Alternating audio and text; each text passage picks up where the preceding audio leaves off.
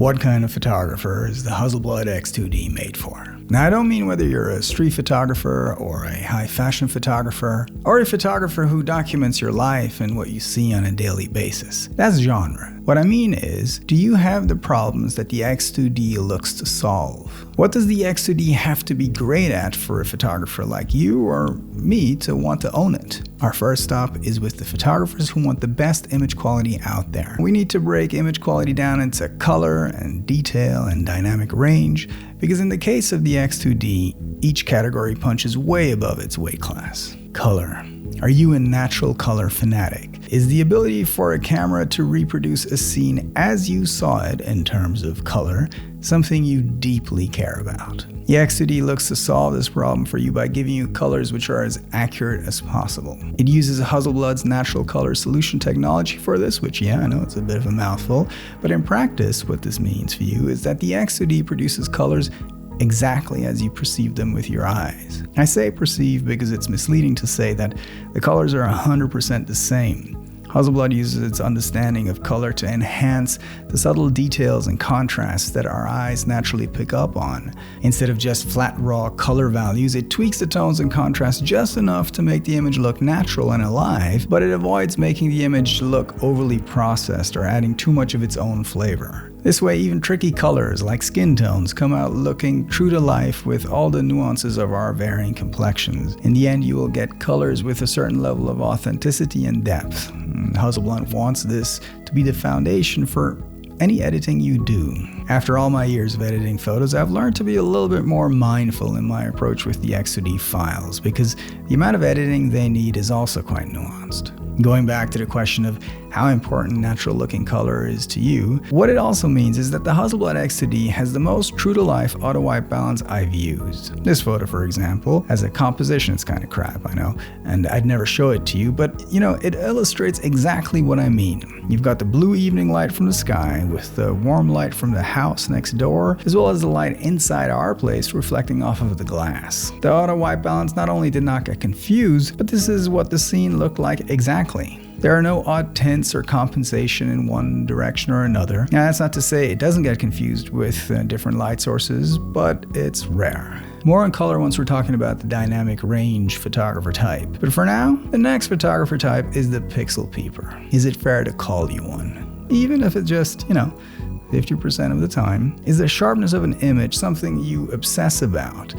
I mean, look, let's just be clear. First of all, for me, sharpness is the wrong term, but if it puts a smile on your face, then so will the image that the Hasselblad X2D produces. It's like ASMR for your eyes, and it will definitely ruin your appreciation for smaller format sensors to a certain degree. You will see the intricacies of the subject you're photographing in a way that your natural eye generally doesn't. Smaller sensor cameras just can't capture this level of detail. Now, it's not because of the 100 megapixel sensor, although that does contribute, but it's the sensor size, which sits in between, larger than full frame and smaller than analog 645 medium format.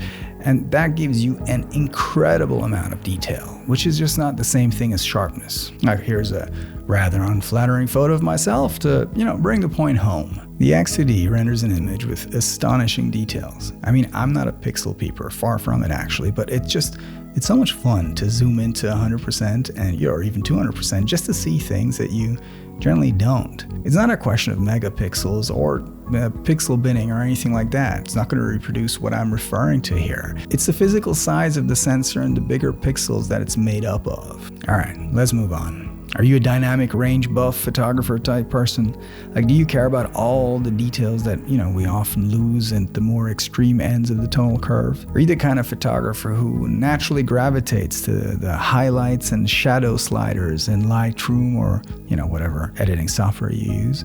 The 15 stops of dynamic range the Hasselblad X2D has means detail, it means texture, it means seeing a depth that cameras with lesser dynamic range expose a heck of a lot less of. especially if you shoot it at its native ISO of 64. In a sense, it means you can turn back time a few hours. You can turn a night scene into an early evening scene. You can shoot into a very contrasty lighting scenario knowing that you can recover a lot of texture back from the shadows and the highlights. You can decide to shoot at a lower ISO to have less noise in the raw file and then lift up the exposure in post for a cleaner image than if you had shot at a higher ISO. I mean, just FYI, your mileage will vary from one situation to another on that. For me, it's less about the ultra crass changes in exposure than it is about the subtle lifts in the blacks and the pulls that you can do in the highlights, which will give the viewer's eyes just a little bit more fabric to look at, where, you know, he or she generally wouldn't expect to see as much detail at all. Now, I mentioned earlier that I wanted to circle back to color when we were talking about the dynamic range buff type photographer. We will do this now, but I want to preface this by stating the obvious. I am a photographer and not a scientist, so do correct me where my science is wrong. Nevertheless, with the X2D's 15 stops of dynamic range, when I lift the shadows and bring down the highlights, I'm essentially revealing details that were previously hidden. In a black and white photo, this means adding texture to the areas that looked blown out or flat. In a color photo, it enhances the brightness or darkness of the colors, showing nuances in areas that initially appeared just dark or light. The word nuance is important.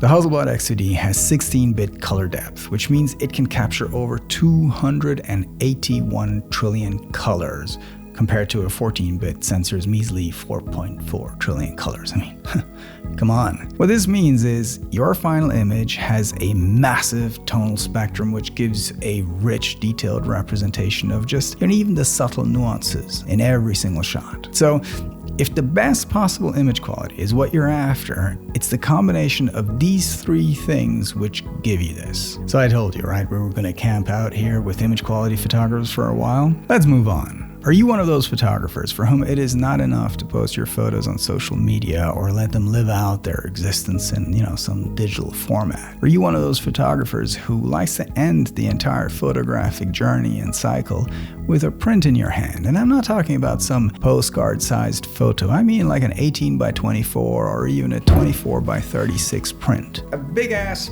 print. Because if you are, then the prints from the X2D will let you see a clarity in the details of your photo which you wouldn't even realize it was there with the prints from smaller sensor cameras. To be honest, it's where all the tonal range, often referred to as nuanced in digital photography, really comes to life and is no longer so nuanced, but just beautiful to look at. Of course, the basic rules of photography, composition, and good lighting still apply. Another type of photographer who I think will enjoy the X2D is what I refer to as a technical artist.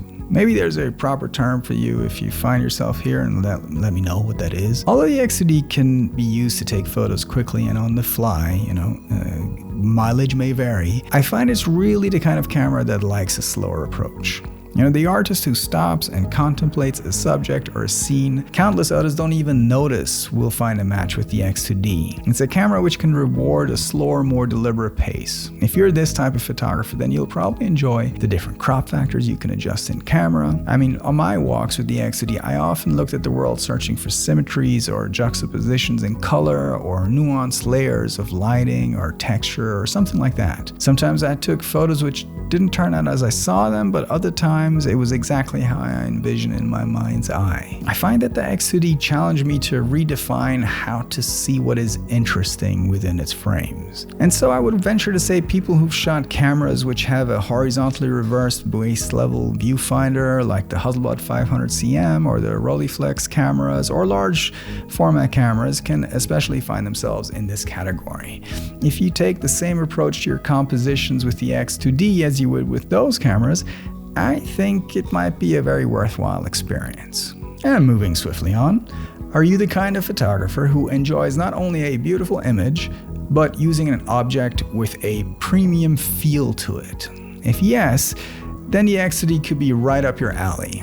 I used to own the Fujifilm GFX 50R, and it made gorgeous photos. They had lovely files to edit, and although the build quality was fantastic, it didn't have a premium feel.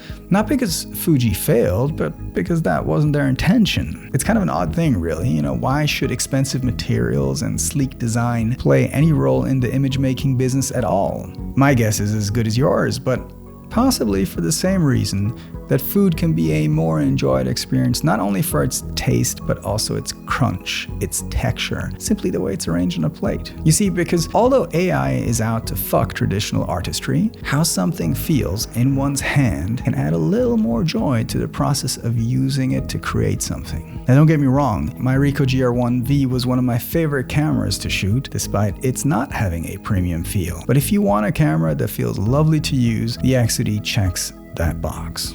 Alright, if you're into flash photography, well then the X2D with its leaf shutter lenses is something you will love. You're able to get high flash sync speeds of, anywhere between 1/2000th and 1/4000th of a second, which is pretty freaking crazy. It means less depth of field without having to put any NDs on in front of your lenses, but truth be told, I am not a flash photographer and totally out of my depth on this topic. So who is it possibly not for? Fast shooters. Are you the sort of photographer who shoots fast-moving subjects? Is millisecond response time something that you need to make the photos you want? You can get away with people moving around, but you're not going to take this to the local ice hockey game unless you're ready to sacrifice some low ISO and fast apertures in exchange for a zone-focusing approach. If you need a hyper-fast response to pressing the shutter button, you might be disappointed. For example, if I'm photographing someone walking from the side and I want to get the point when their stride is the widest, I have to time it, and depending on the person walking, have to trigger the shutter anywhere between 1/4 to 3/4 second earlier. You need to pump out 27 frames per second. Well, if that's the case, the X2D is just, or any other digital medium format camera, quite frankly, is not going to be your thing. Do you need to be stealthy and grab your shots quick? You can get away with it for some photos, but it's not the first camera that I would reach for this. You will be seen. A compact camera like the Ricoh series is much better suited for this, or a sexy little M camera. Are you a third-party lens aficionado? Do you own a collection of third-party glass which you love and cherish? Well, look, it's absolutely possible to use them with the X2D, but it is a little cumbersome. Without a camera shutter and the slow readout speed of the electronic shutter, you're gonna have to make some compromises. Don't get me wrong, you can take photos with non-native lenses, but it's not the first camera you'd reach to if you're really passionate about it, and you just want to focus more on taking the photo than covering the limitations that the X2D presents you to overcome, with third-party lenses. I go into a lot more detail in a separate video, because after all, there's a lot of mirrorless shooters out there, and adapting lenses is a big part of the draw. Check the description below for when it's out, or subscribe and hit the bell icon. Alright, let's move on to the last type of photographer. Are you the buying a house type photographer? Because what you're gonna pay for the camera and a 2 native lens setup can go a very long way for the down payment of a house or even a new car. It's obvious this camera is expensive, but so is everything else that goes with it. The lenses, the accessories, just all of it. A lot has to do with quality, but there's an equal amount that has to do with brand and where Hasselblad positions itself in the market. It's not looking to be the Fiat of cameras, it puts itself as the Ferrari. But plonking down all your hard-earned cash doesn't make you a great driver. The basic rules of the art of photography are not skipped by simply paying more money. It is without a doubt the kind of camera I would recommend most persons who are considering to buy it to rent it first and give it a try. It'll lead to one of two things. You'll either have saved a lot of money, or it's further cemented your decision that this is the next camera you want to own. Now, I know I've missed a few other types of photographers this camera is for or not, so let me know in the comments below. Double heart bump right at you.